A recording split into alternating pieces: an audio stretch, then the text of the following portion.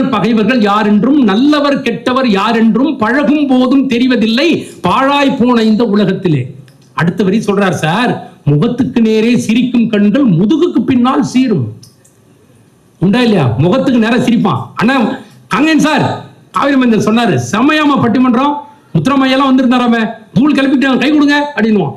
நான் ஒரு 10 அடி தள்ளி போவேன், இவன்லாம் ஒரு நடுவர்னு சுத்திட்டு இருக்கான் பாடுறான்.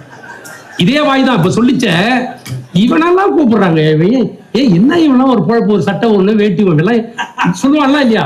இந்த மாதிரி பேசாதடா, நேராவே பேசிடு. இல்ல நேராவே பேசு.